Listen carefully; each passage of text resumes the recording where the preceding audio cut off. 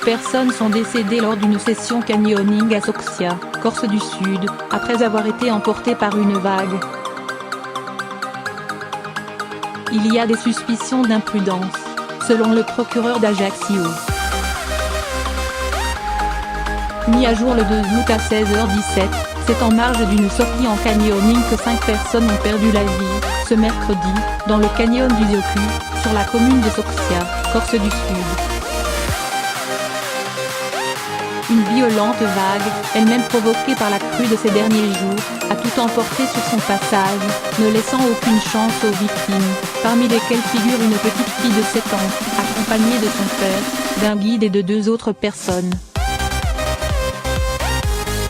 Les premiers éléments de l'enquête montrent qu'il y a une suspicion d'imprudence, a indiqué le procureur d'Ajaccio, Éric Bouillard, sans préciser l'origine ou l'auteur de cette prétendue imprudence.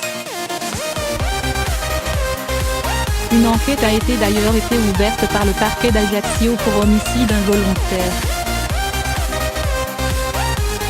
L'enquête devra notamment répondre à la question de savoir si la fillette était en mesure de participer à du canyoning à plus de 1000 mètres d'altitude.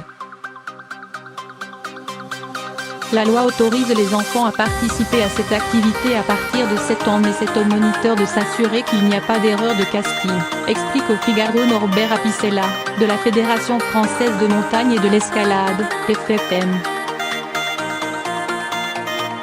Corse, la 5e victime retrouvée. Le groupe, composé de 13 personnes à la base, avait progressivement vu son nombre se réduire à mesure que les conditions climatiques se détérioraient.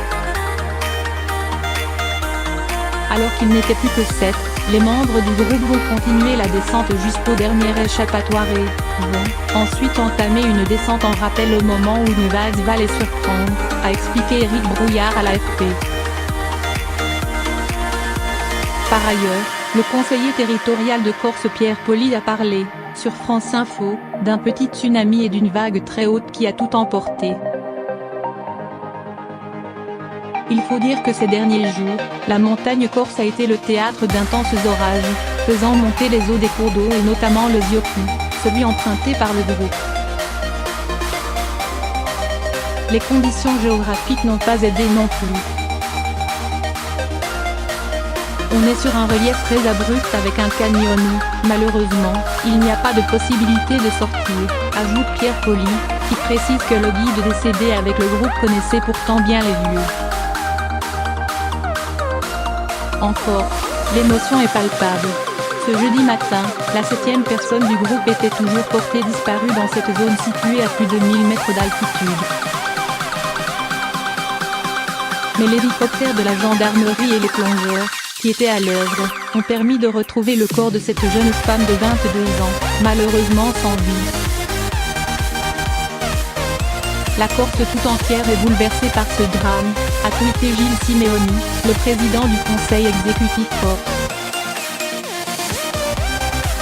La Corse dans la douleur, la rivière a tué à Soxia, a tweeté en Corse dans le texte Jean-Guy Palamoni, le président de l'Assemblée corse. Enfin, Jacqueline Gouraud, en charge des affaires relatives à la Corse au sein du gouvernement, s'est dit terriblement bouleversée par le drame. À Soxia, où convergent actuellement beaucoup de touristes, l'émotion est palpable, on sent bien que les gens sont sous le choc, a fait savoir le colonel Bruno Maestracci, responsable du service de secours de la Corse du Sud. Une cellule psychologique a été activée sur place. Il s'agit de l'accident de canyoning le plus meurtrier en France depuis 1990. 2 personnes, un homme de 40 ans et son fils de 16 ans, ont pu malgré tout être sauvés grâce à la guide du groupe qui avait décidé de ne pas poursuivre l'activité. Cette dernière, les voyant en difficulté, a lancé une corde pour leur permettre de s'échapper. Ils seront malgré tout blessés et transférés à l'hôpital d'Ajaccio.